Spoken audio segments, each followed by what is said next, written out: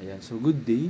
So our next topic in blood banking is your major blood group systems. Okay, because in one way or another, these major blood group systems tries now to cause some reactions when they are not detected during transfusion services.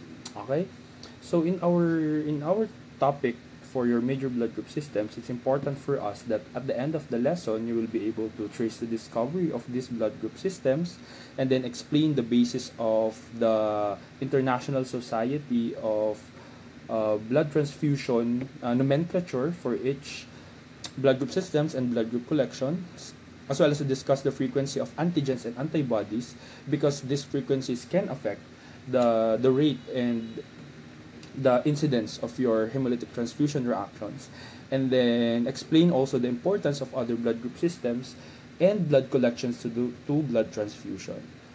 Okay, so in your other blood group systems, there are 36 blood group systems that involves now 346 RBC antigens, okay?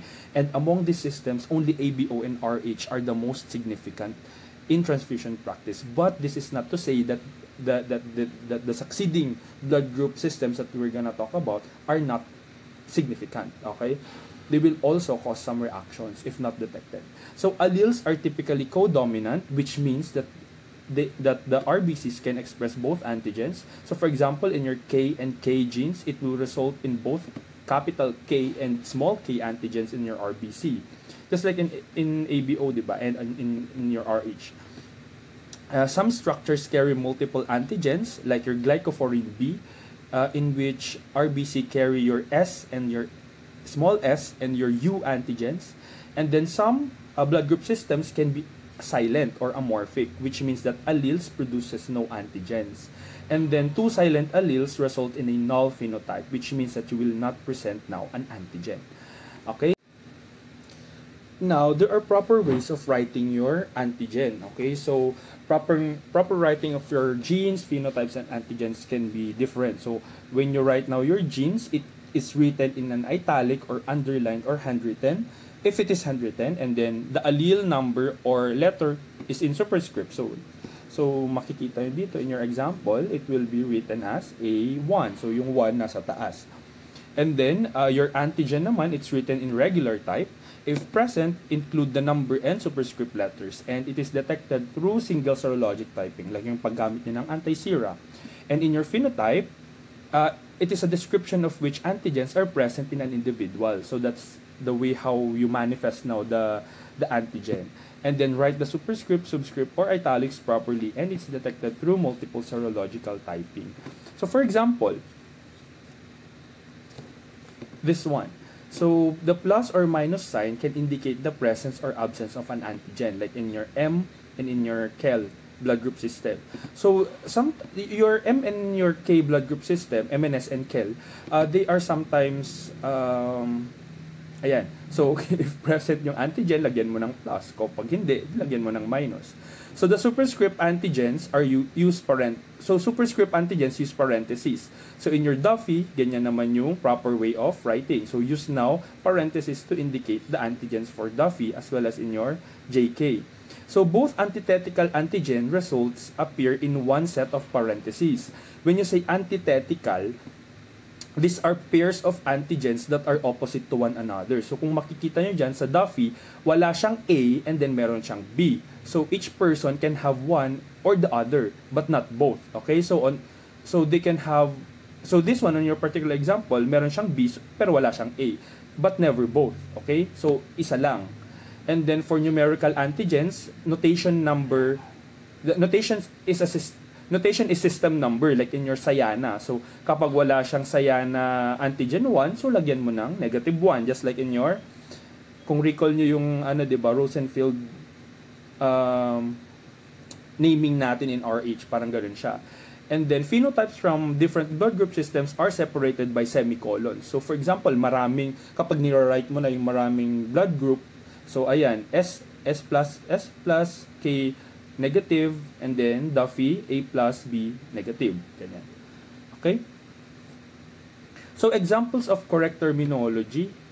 This one. So, in your left table, that's the correct writing of your Duffy and then the antibodies to your Duffy, and then fourth line is your KEL.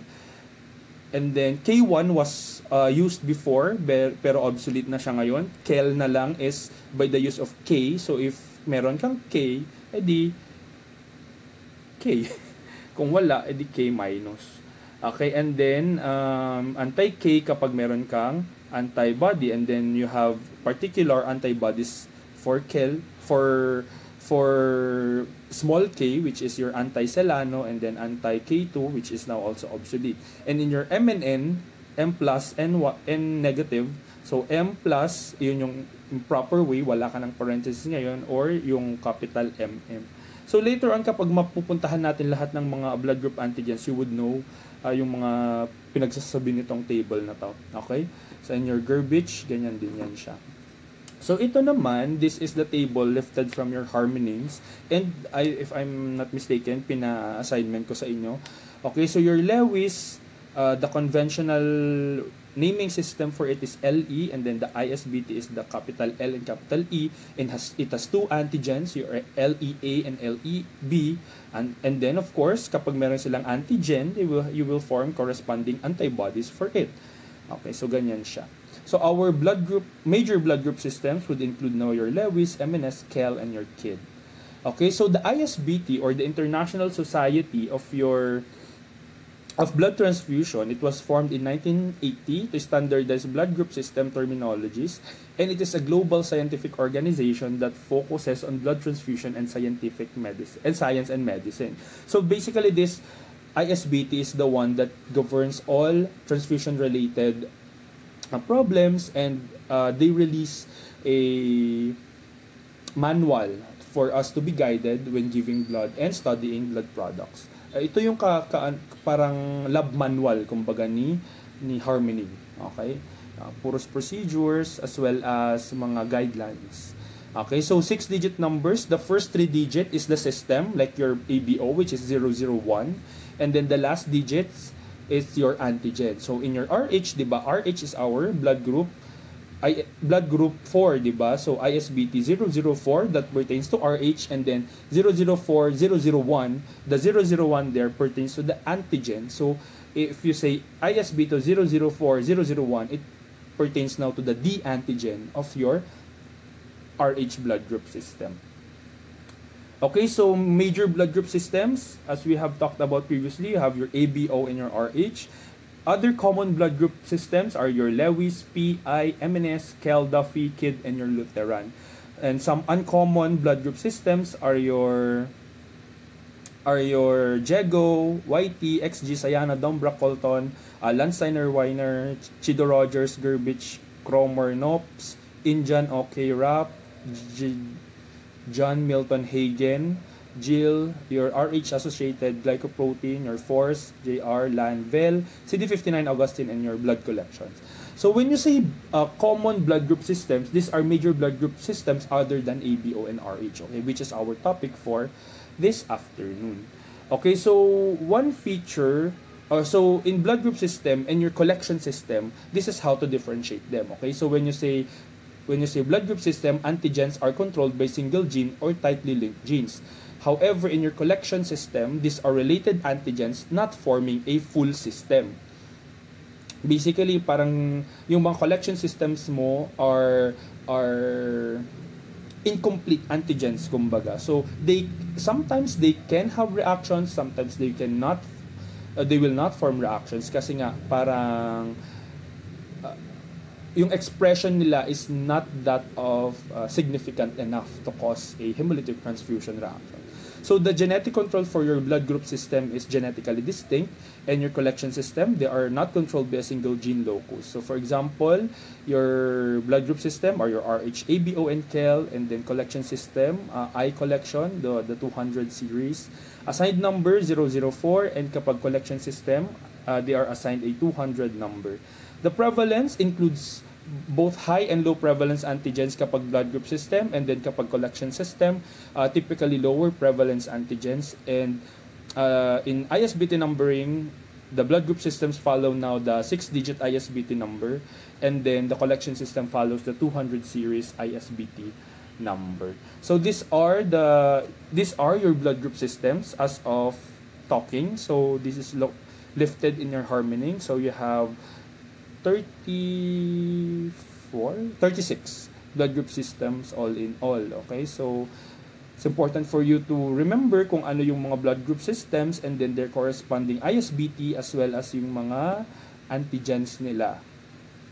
As well as yung mga gene na din na nagko-code for the different antigens.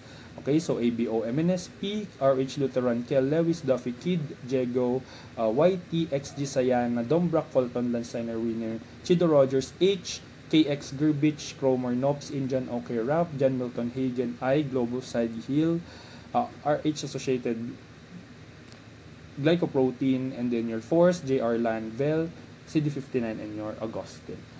Okay, so let's go first to your Lewis blood group system. Okay, so the Lewis blood group systems are located in your chromosome 19.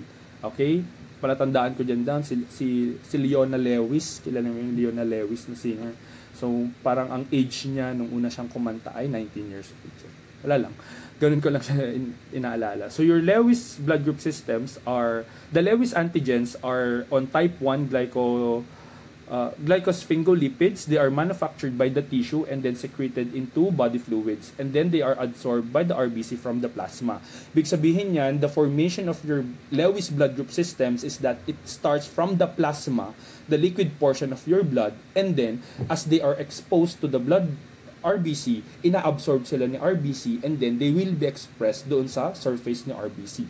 Okay, so the LEA and your LEB antigens are originally known to be antithetical. Again, what is antithetical? You can have either or and never both, okay? But it was later to be found incorrect as interactions between two fucosyl-transferases are encoded by independent genes, so not antithetical. Ibig sabihin yan, you can express both LEA and your LEB. Okay? So this is a chart, or sige, before we go to the chart, your FUT genes codes for your fucosyltransferase enzyme, di ba? Your fucosyltransferase enzyme is the one that is responsible for the formation of your H antigen, di ba? So kapag FUT1, it's the H gene, FUT2, it's the SE gene, for you to become a secretor, di ba? Yung mga antigens mo nakikita sa mga body fluids. And your FU3 gene, it codes now for your LE gene, which forms now your LEA and your LEB genes. Okay, so itong flowchart na to, it just shows that kapag meron kang H antigen precursor, kailangan mo ng FUT enzyme, your fucosyltransferase 2, for you to create now the H antigen. Okay? And then kapag meron ka ng H antigen, you will have now your A enzyme which is N-acetylgalactosamine, di ba? And your B enzyme is the one, or your galactosidase, di ba? One responsible for putting now your glucosamine, di ba? So kapag meron ka niyan, FU2 enzyme, you will code for the H antigen, and then you will form now your AB, and then AB. And then kapag yung FU3, you need that to convert now the H antigen precursor to a Lewis A antigen and Lewis B antigen if that FU3 enzyme acts now to the H antigen. Okay? So, ang ibig sabihin lang nito, in order for you to have a Lewis antigen, kapag Lewis A ang mafo-form mo, you only need one gene, which is your FU3 enzyme. Okay? Your FU3 lang ang kailangan mo for you to have a Lewis A antigen. Pero kung ang meron sa'yo is the FU2 and FU3, you will now create the Lewis B antigen. Okay? So again, kapag may Lewis A ka, FU3 lang ang need mo. Pero kung meron kang Lewis B antigen, ibig sabihin meron kang FU2 and then FU3. Okay? So it's also stated here that it is not possible to convert LEA antigen into LEB antigen because of steric hindrance, which works well in the laws of your enzyme kinetics, di ba? Steric hindrance, ibig sabihin that particular enzyme does not fit to that substrate, kaya hindi siya gagana. Okay, so one thing to take note here also is that kapag secretor ka, 'di ba? Kasi kailangan mo ng SFU2 for you to code for the secretor gene, 'di ba? So, tignan nyo, kapag secretor ka, automatic magiging LEB ka. So, this raises now the incidence of Lewis B na mas predominant ka. So, kapag may Lewis B ka, it's automatic na secretor ka na din. Okay, so kapag Lewis A naman, there's a possibility na hindi ka secretor. Okay, so these are the Lewis antigens development. So, your Lewis antigens start development at birth.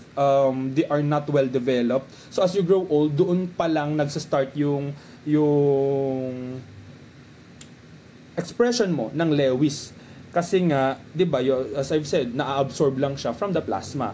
So ayan, kapag yung Lewis and secretor gene mo at birth, ayan, negative ka pa lang, and then after 10 days, pwedeng yung A ka muna, and then after months, A and B positive, and then after 6 years, LEA positive ka na lang. Okay, so it depends on the gene present. Okay, so magiging variable yung expression niya as you grow old, kumbaga. So take note that for S individuals, they continuously convert type 1 precursor into H antigen. So for secretors, this favors now the production of more LEB as compared to your LEA, leading to a more LEA minus B plus na incidence. Okay? So this one are the antigens and phenotypes resulting from interaction of Lewis secretor and ABO genes. Kapag ang genes na inherit mo dyan is the LESE na capital and then ABH. So ang magiging antigens mo would be since na-inherit mo nga yung secretor na gene, automatic magkakaroon ka ng LEB, 'di ba? So tignan mo doon sa RBC phenotype mo, meron kang B pero wala kang A. Okay, and then kapag maliit na LE, wala kang i-code na Lewis kasi nga hindi mo rin na-inherit si FU3, 'di ba, na enzyme. And then kapag meron kang LE na gene pero wala kang SE na gene, ang antigens mo lang sa secretions mo ay LEA. And then kung titignan mo yung RBC phenotype mo, meron ka lahat pero wala kang B. Okay? Kasi nga you need that secretor gene for you to create now the LEB. But since wala ka nung secretor, doon ka lang sa may LEA magfo-form. Okay? So balikan yung yung flow chart na yun because it will tell you a lot of information. And then for the Lewis antigens, so again, they are not well developed at birth. They are not expressed on your cord RBC. So ibig sabihin at birth wala ka talagang madedetect na Lewis blood group. They are diminished on pregnant, viral or parasitic infections, cancer, and alcoholic cirrhosis. They are found on lymphocytes, platelets, pancreas, stomach, intestines, skeletal muscle, renal cortex, and in your adrenal glands.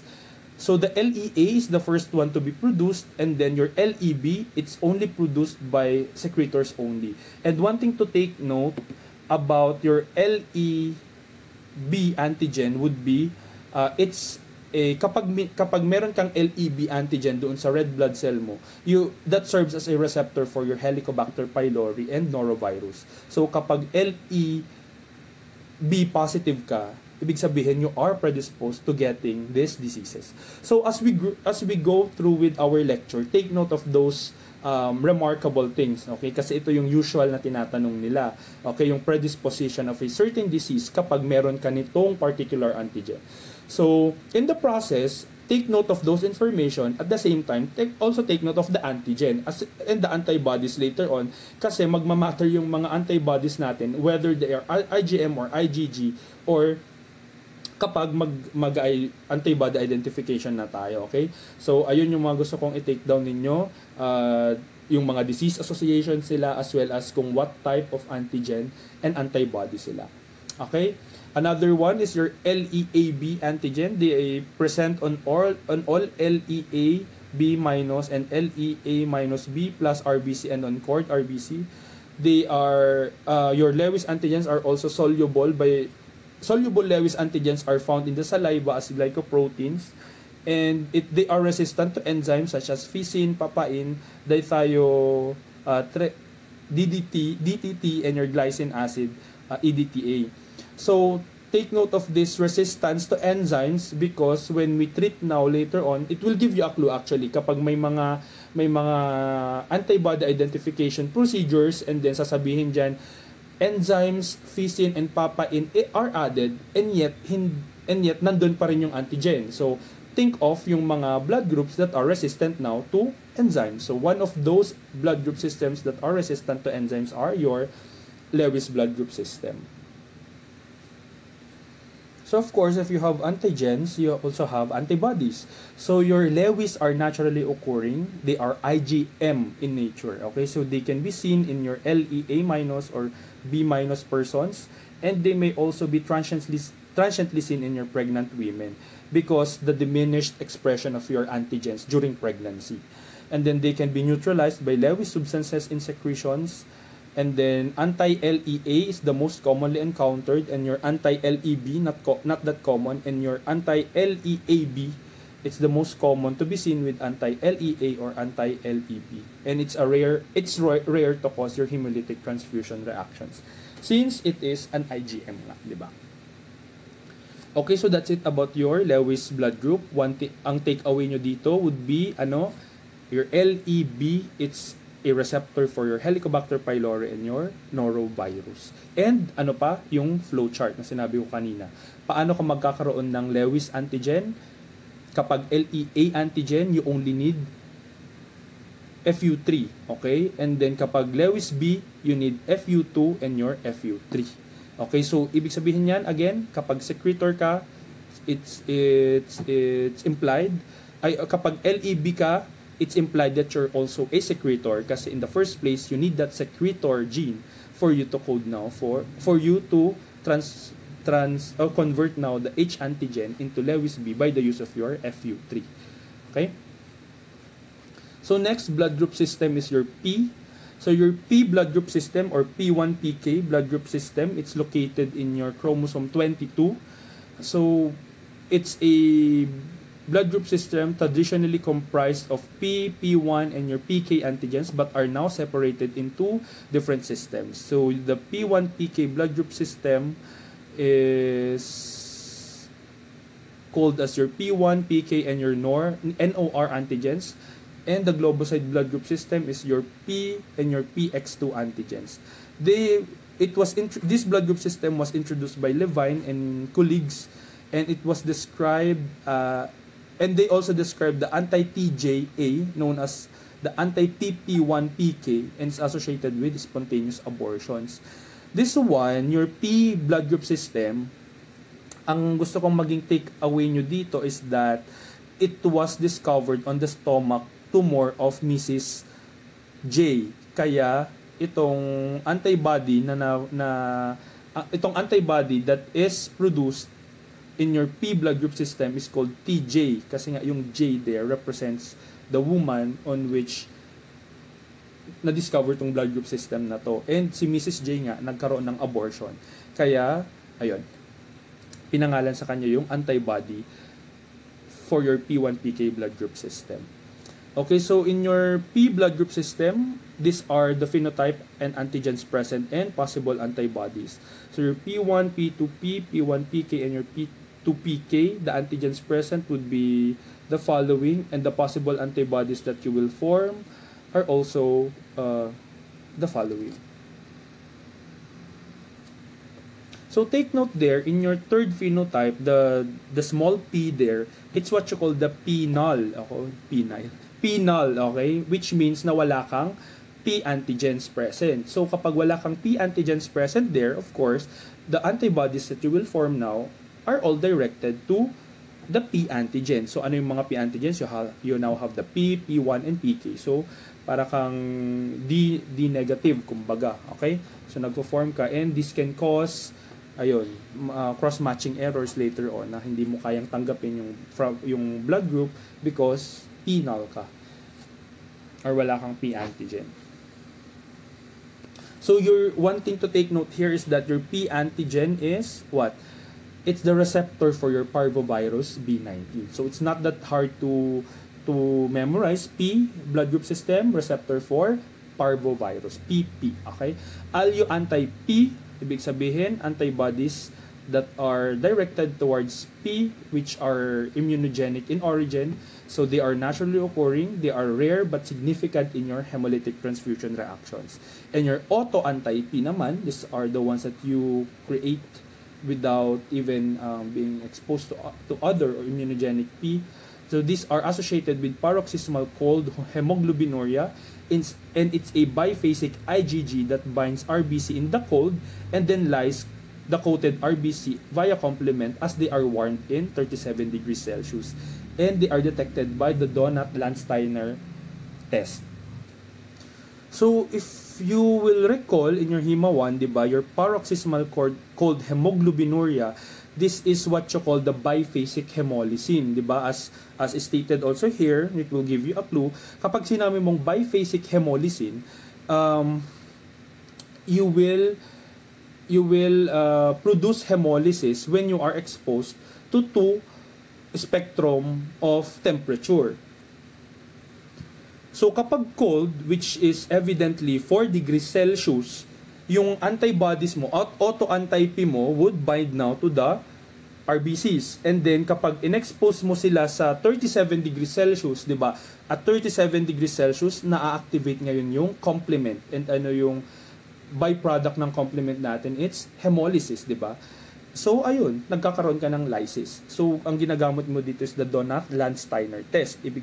Kung nagawa nyo to before, recall that gumagamit kayo dito ng 3 tube, di ba?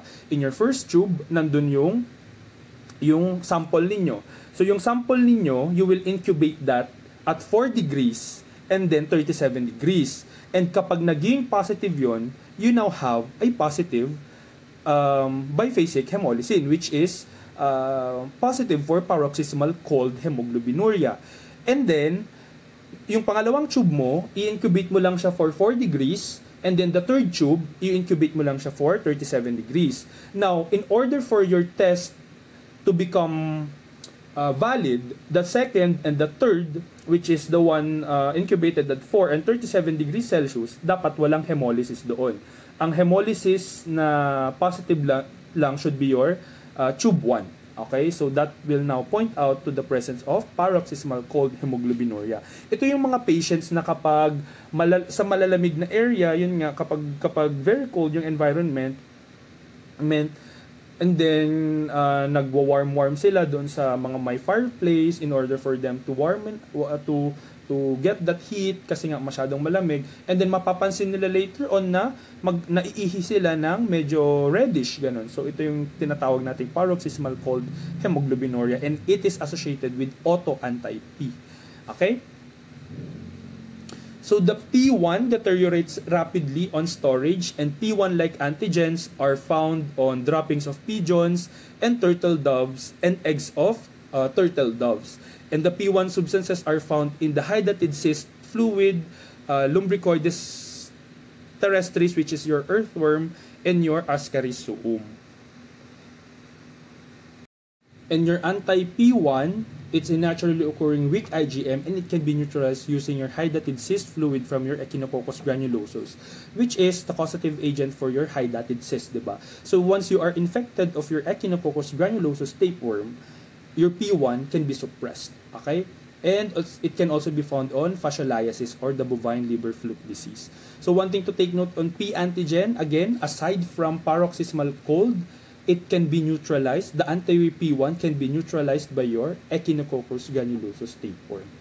Okay, so it has associations with your P parasites, which are your earthworm and your trematodes.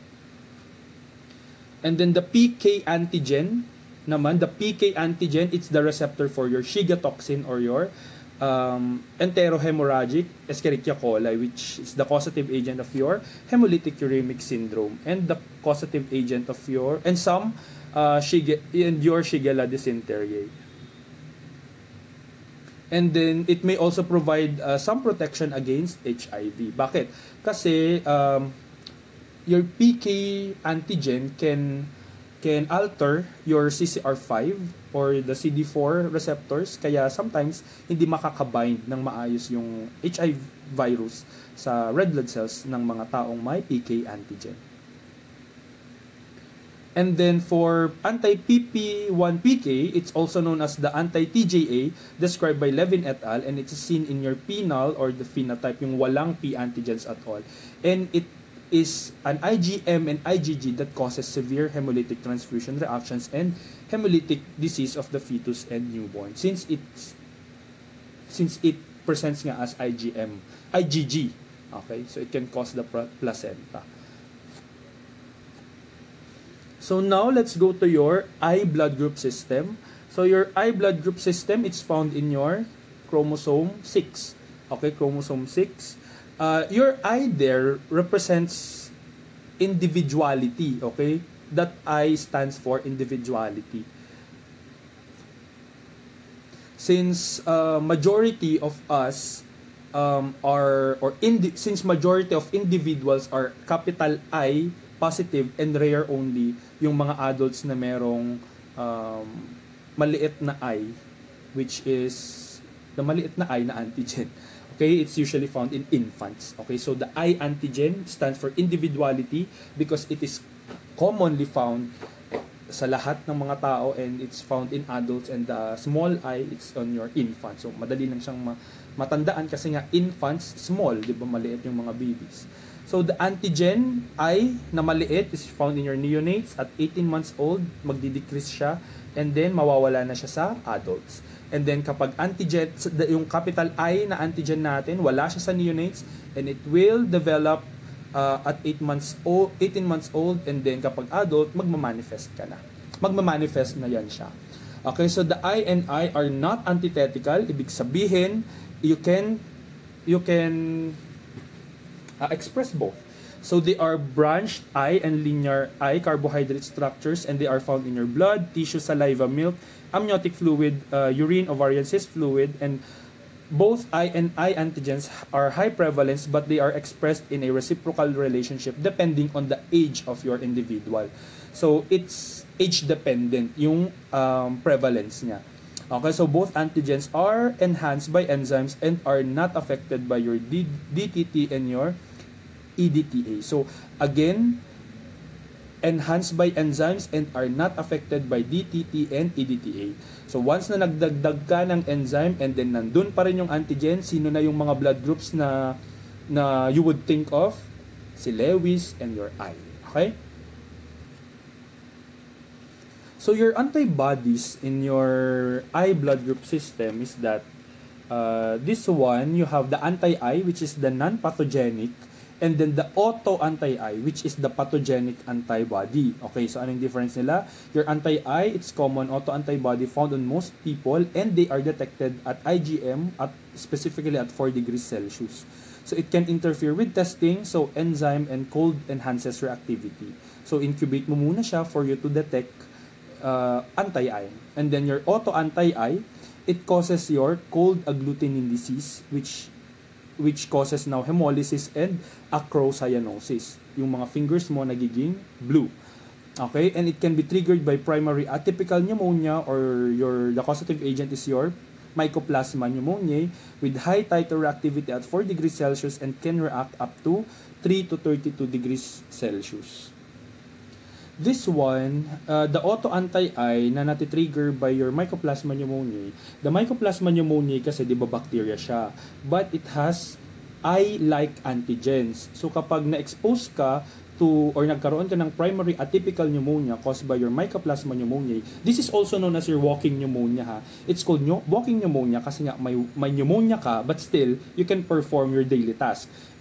Para siyang mild form, kumbaga, ng pneumonia mo. Kasi di ba kapag nag-pneumonia ka, yung typical triad natin ng pneumonia is cough, fever, as well as pangit talaga yung lungs mo. May crackles ka, and rales.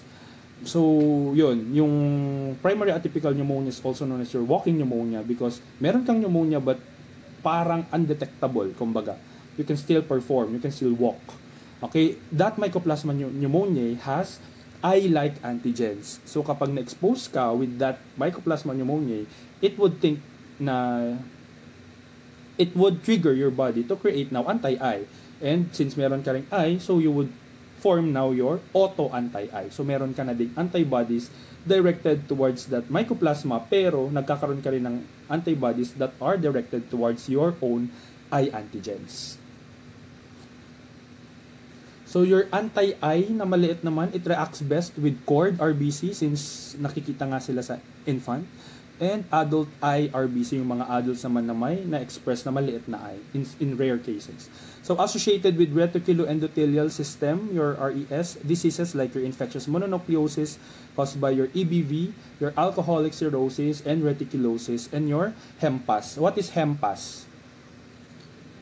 Your HEMPAS is hereditary erythroblastic multinuclearity positive acidified serum test.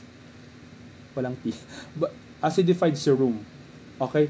So again, hereditary erythroblastic multinuclearity positive acidified serum. Okay? Ibig sabihin lang nito, this is a disease that are associated with shortened marrow time. Ibig sabihin, produce ng mga precursors mo in your bone marrow, which can be seen in saan? Mga leukemia, mga ganun. Okay? So, your anti-I naman na may T na malaki, that's your, it recognizes a transition state from your I na maliit to your I na malaki na antigen as you are going up. So, this one happens most probably kapag at 18 months old. So, nagkakaroon ka ng antibody that are directed towards the both antigen. So, it's only a IgM cold agglutinin, and it can be seen in your melanesians and your Yanomami Indians in Venezuela.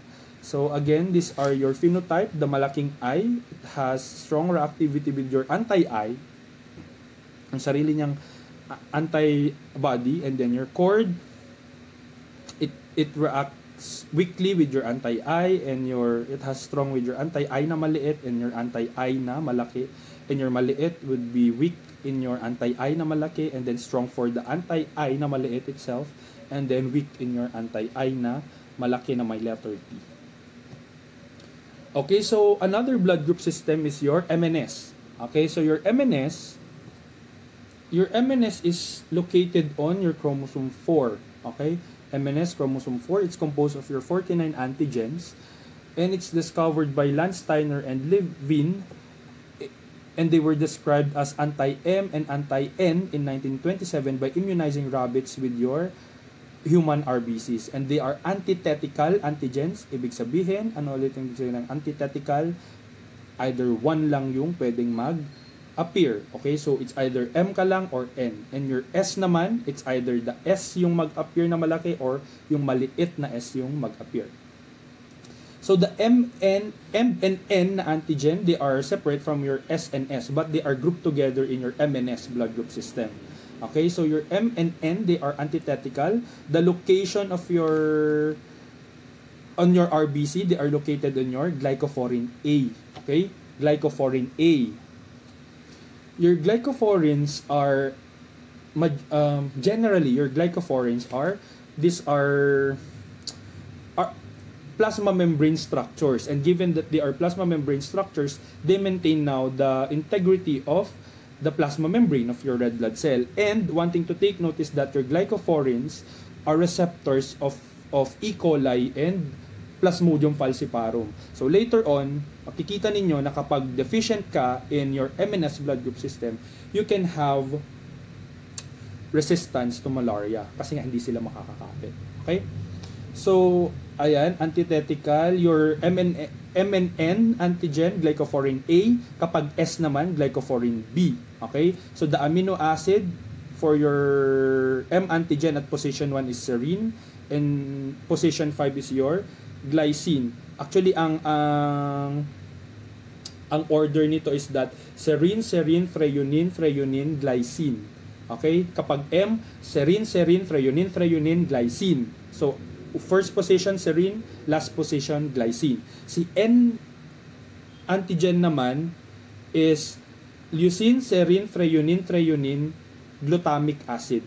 Okay? Again, leucine, serine, joke lang. Leucine, serine, threonine, glutamic acid. So, ganun yung flow of amino acid niya in order for you to produce that M antigen and N antigen respectively. Okay, and then your S and your small s antigen, ang hirap kasing di ba?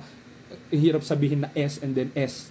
Capital S and then small s na lang. So, the capital S antigen, position 29, doon lang sila magkakaiba. Si S antigen, ang nasa position 29 is methionine. Yung small s naman, yung position 29, threonine. Okay? So, ganon. Kasi nga, these are glycoproteins. So combination siya ng mga glucose residues in your protein, which are made up of amino acid.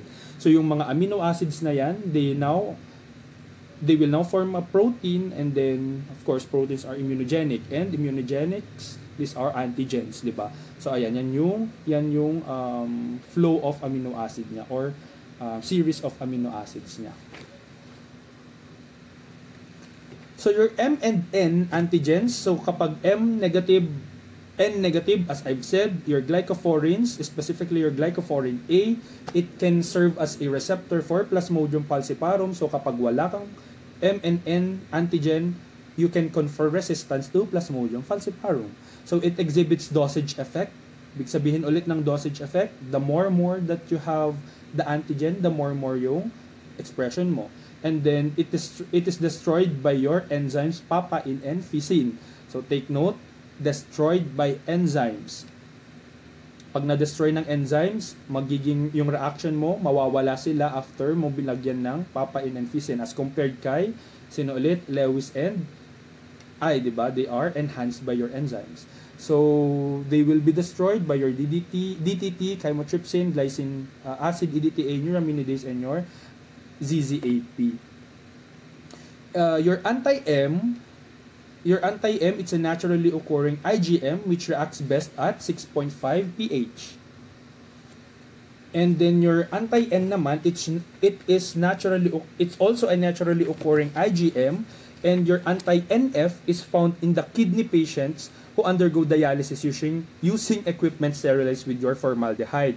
Usually, itong anti-N nagde-develop sa mga patients na may CKD na nag-undergo ng dialysis, kasi yung ginagamit na pang-sterilize or pang-clean ng dialysis machine is formaldehyde. Kaya nakikita nyo anti-NF. That F there stands for formaldehyde. And then as the patient stop dialysis, the antibody titer will also decline. Okay, so nagkakaroon lang ng anti-NF as the patient is undergoing now your dialysis. So, your S and S antigen naman, they are degraded also by your enzymes, and your fisin, bromelain, and alpha chymotrypsin. Your antibodies towards them, the anti-S na malaki and your anti-S na maliit, they are IgG, so they are reactive at 37 degrees Celsius, and since they are IgG, they can cause hemolytic transfusion reactions and hemolytic disease of the fetus and newborn. Usually not that significant, but yun nga, if present, they can cause these diseases. And you also have the U antigen under the MNS blood group system. U antigen means universal. Okay? U means universal since it is seen in most people along with S and S antigens. And then you also develop the anti-U, which is rare nga kasi nga nakikita sa lahat. So it's rare and are seen in S negative and S negative individuals, common in African American people, and can cause severe hemolytic transfusion reaction if meron siya. Kasi nga lahat tayo merong U antigen, so kapag wala kang U antigen, doon ka nagkakaroon ng anti-U. So mahirap kang saksakan ng dugo. And then also, another thing to take note in your MNS blood group system is the presence of your MK gene. The MK gene is a silent gene that involves near complete deletion of glycophorin A and B, resulting in the absence of your MNS and or S antigens. Diba, sabi ko nga, sa glycophorin sila nagre-reside. So kung wala kang glycophorin, which is coded by your MK, wala ka ring mga MNS antigens, diba? So the MK individuals are typed as negative lahat. Okay, so wala kang makokode na MNS blood group system. So the right antigens, your WRA, which is low prevalence, and your WRB, is high prevalence. These are antigens that are coded in glycophorin A-like MNN antigens. So now let's go to your KEL blood group antigen. Okay, so your KEL blood group antigen, these are, your KEL is located in chromosome 7, if I'm not mistaken. It's chromosome 7. So it consists of 36 antigens which are high and low prevalence that are well developed at birth. The lack of Kx and Km depresses all other KEL antigens. So the KEL antibodies are destroyed by your enzymes, and then you also have the macleoid phenotype, which is the absence of your KEL antigens. Okay, so kung wala kang KEL, you are tagged as the macleoid phenotype. So your macleoid phenotype, it has an X-linked inheritance, so it only males are affected. So relate that to our topic in pathology, yung X-linked diseases characterized by acanthocytic red blood cells and are linked to deficiency in NADPH oxidase in your WBCs. So one thing to take note in your macleoid phenotype, kapag wala kang KEL antigens, so you will have chronic granulomatous disease, 'di ba? Kasi ito yung magiging pathway ni NADPH oxidase, 'di ba? So kung wala kang NADPH, you won't have that respiratory burst na power ng mga WBCs mo. So magkakaroon ka ng chronic granulomatous disease, and you are expected to develop more infectious diseases. Kasi nga you don't have the ability of your white blood cells to protect you from infections. Okay, so another thing to take note here is your acanthocytic RBCs.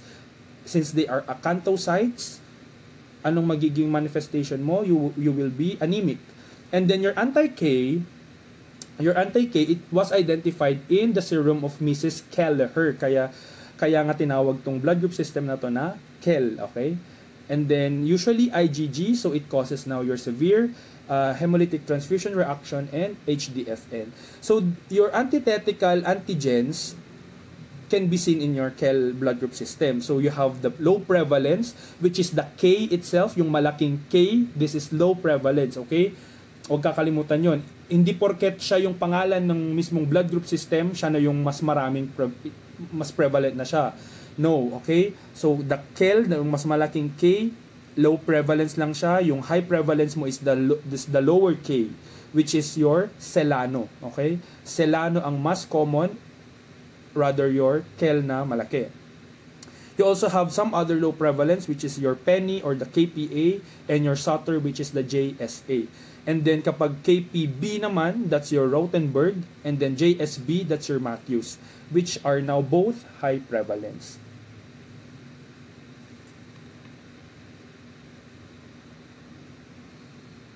So kung napapansin nyo, di ba, puros mga pangalan yan, kasi nga, yung KEL, Celano, Penny, Rothenberg, Matthews, these are actually the persons where the antigens and antibodies were first identified.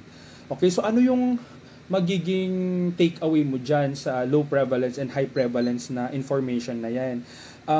Basically, kapag sinabi mo kasing low prevalence and high prevalence, of course, yun yung prevalence.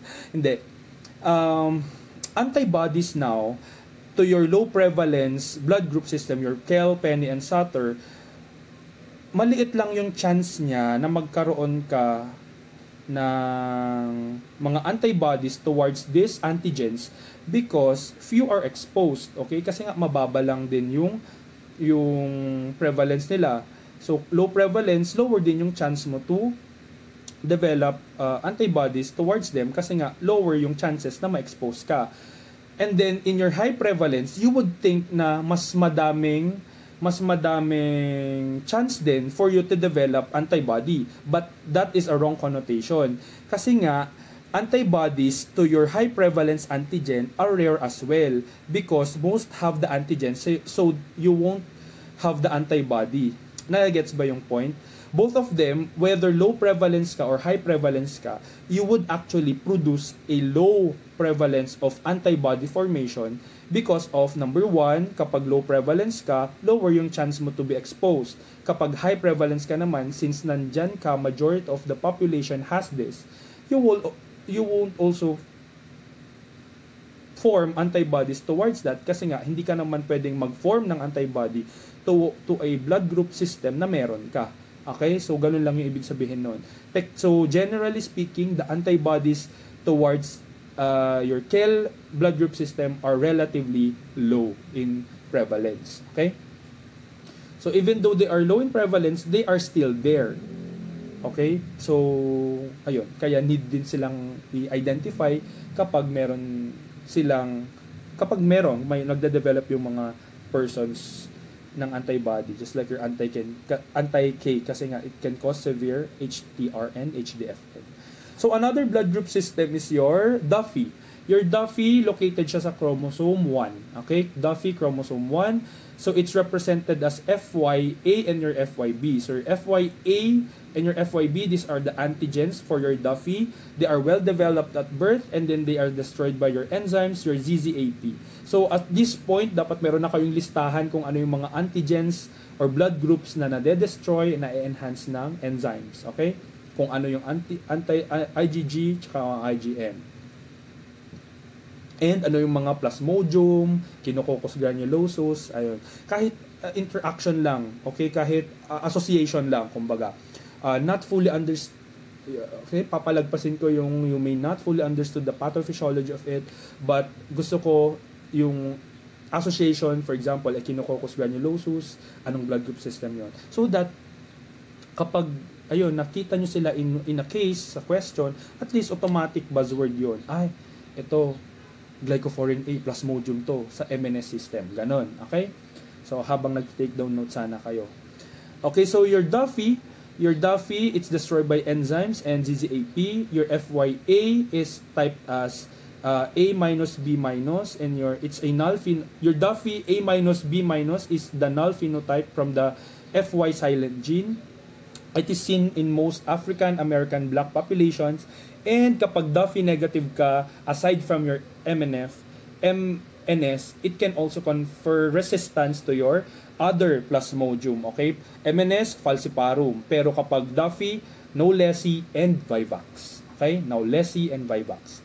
So your anti-Duffy A and B, mas common dyan si anti-Duffy A. Okay? So it's mostly IgG and it's best detected at AHG phase. So it can be enhanced by your LISS or low ionic strength saline and destroyed by enzymes and exhibits dosage. So since IgG, it can cause now your hemolytic transfusion reactions and hemolytic disease of your fetus and newborn. So the table there just states now the prevalence of your Duffy antigen. Okay, and then your Duffy, since para siyang pangalan, di ba? Because it was named after Mr. Duffy. Because Mr. Duffy was a hemophiliac and then na-transfusion siya ng dugo and then nagkaroon siya ng FYA. Kaya na-discover yung Duffy blood group system. And you have the FY3 antigen. It's the common antigenic determinant to both FYA and FYB antigens. Your anti-FY3 and FY5, they react with all RBCs except FYA minus and B minus or your Duffy null, and then it's produced only by individuals lacking the Duffy glycoprotein. So another blood group system is your KID. Okay, your KID blood group system, it's located in chromosome 18. Your KID chromosome 18, nung naalala ko dito. Sige, let's just proceed. Kapag may maalala, sasabihin ko naman. Your KID blood group system, JKA and JKB naman, they are well developed at birth. They are well developed at birth. You produce now the JKB-like substances from your Proteus mirabilis, Enterococcus faecium, and your Micrococcus. That's why kapag na-infect ka ng mga organisms na to, you would produce now antibodies directed towards JKB, okay? JK, kaya siya KID kasi your JK blood group system comes from John Kidd, okay? John Kidd yung pangalan niya. He was an infant affected by hemolytic disease of the fetus and newborn kasi na-transfusan siya ng dugo and then nagkaroon siya ng antibody Kaya siya tinawag na JK, John Kidd. Okay? So, ganun lang yung story nun. And then you also have the JK3 antigen. It is a high prevalence antigen and it is expressed if either one of the two are present. Okay? So, automatic kapag meron kang JKA, meron ka ding JK3. So, ayan. And then you also have the antibodies towards your KID antigens, which are your anti-JK and anti-JKB. They are notorious, ito yung kailangan yung tandaan, notorious in blood bank as they are unpredictable and often cause delayed hemolytic transfusion reaction.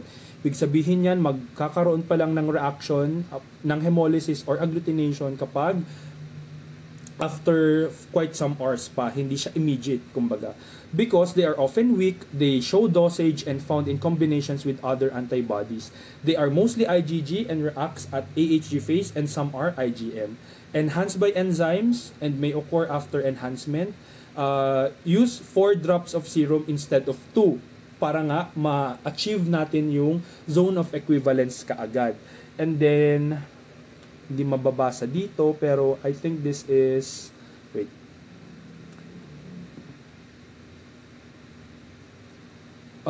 autoantibody may develop after, I think this is methyl dopa. Okay, so autoantibodies can form after exposure to methyl dopa. Okay, so ayun, magkakaroon ka din ng formation of anti-JK and anti-JKB if you are given the medication methyl dopa, which is for hypertension. Okay? Again, just to reiterate, bakit siya notorious in the blood bank? Kasi nga, they are unpredictable. Ibig sabihin, it can disappear in vivo and in vitro, kaya mahirap siyang i-detect. So, the better way is for you to enhance yung reaction niya by putting enzymes as well as dagdagan mo yung drops of serum mo. Ayan. So, sabi dito, di ba, asan na? Dosage effect. Ayan, often weak show dosage, sabi niya. So, since mag-show ka ng dosage, so kapag ang phenotype mo is JKA plus B minus, mas malaki ngayon yung chance mo to develop now anti-JKA. Okay? And mas malaki yung reaction mo kay anti-JKA lang as compared kapag JKA plus B plus ka. Okay? Kasi nga dosage effect. Mas malaki yung reaction mo in a particular antigen and antibody kapag siya lang yung nandun. Kapag meron kang B plus na kasama, medyo magdi-decrease yung reaction mo. Also, another thing to, hindi nalagay dito, but as far as I can remember, the KID ba to? KID blood group system is a urea transporter. Okay? Urea transporter siya. So, ibig sabihin yan, pwede mong ma-detect ang KID blood group system kapag gumamit ka ng 2 molar urea. Saan ginagamit yung 2 molar urea? Sa fibrinolysis, di ba? Pwede mo siyang ma-detect pwede mo siyang i-test for the presence or absence of ano na ulit yun? Ano na ulit yun? Factor 13, di ba? That's your basta sa hema 2, di ba? Pwede kang magdagdag ng urea doon sa clot mo and then kapag nag-disintegrate yung clot mo, ibig sabihin, wala kang factor 13, which is your fibrin stabilizing factor, di ba? So, same is true kapag KID system, kapag may hemolysis na nangyari, that means na meron kang blood group system, na KID blood group system. Pero kapag wala kang hemolysis, that can indicate na wala kang KID blood group system because the 2 molar urea can be it's not detected kasi nga wala kang in-express dun sa red blood cells mo. Okay? So, yun. I don't know, ayan. Basta, take note nyo na lang yun. KID associated with urea or it is in your urea transporter. Okay? So, since KID antigens exhibits dosage, the anti-JKA will likely cause a 4+ agglutination to RBCs with, o anong sagot dyan? Again, dosage effect. Ibig sabihin, mas malakas yung reaction mo kapag yun lang yung nandun. So, ang sagot dyan ay letter A. Okay? Kasi nga, anti-JKA, so ang antibody mo is directed towards JKA na antigen lang. So, among the choices, siya ang may pinakamalakas na reaction for plus kasi nga, hindi siya namamask by other antigens just like your JKB.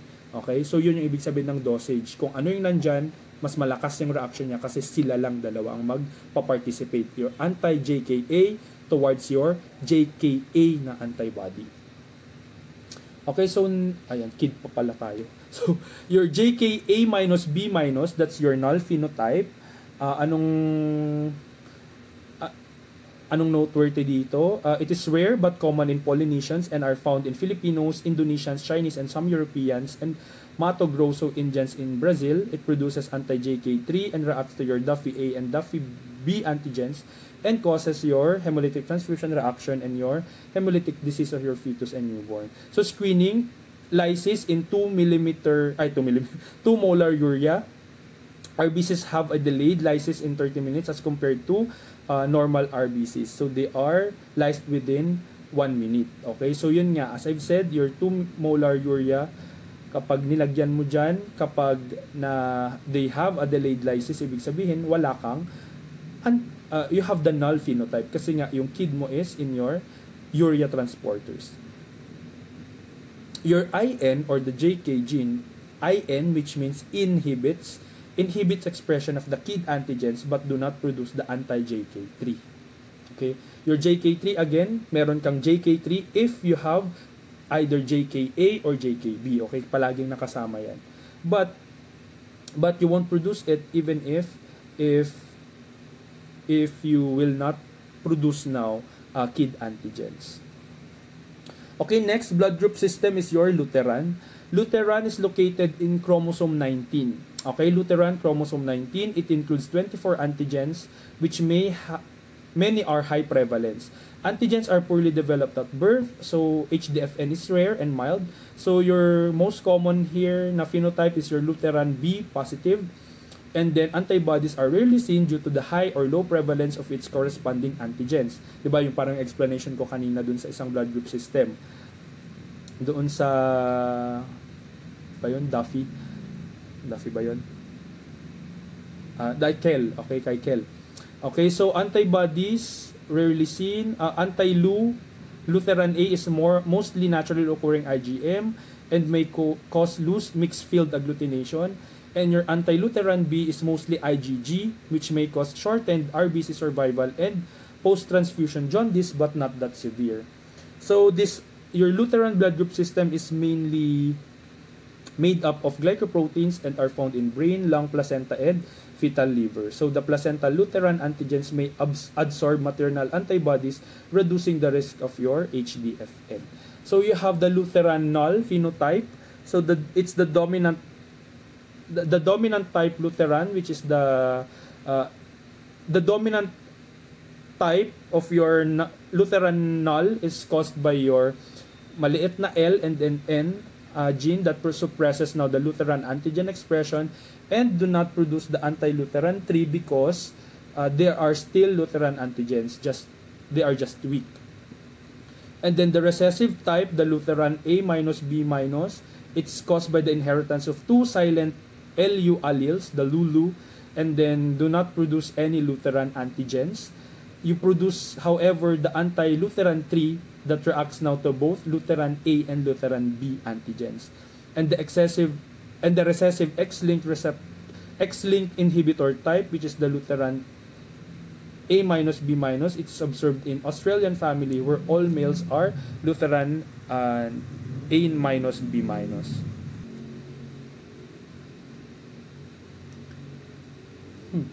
So, one thing to na-take away nyo kay Lutheran, it was discovered in lupus erythematous patients. Another is that, it is also enhanced by, yung post-transfusion jaundice, but not that severe. Okay, yun yung mga keywords nyo kay Lutheran. Okay, so this one, it's parang summary of your blood group system. So you can refer to this table when you are studying now or making your assignments. Okay, so ayun. These are the other major blood group systems.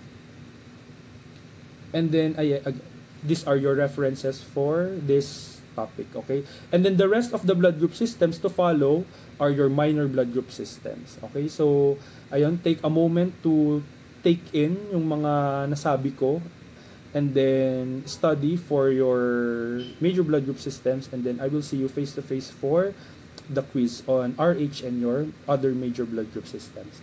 Okay, so again, that would be all.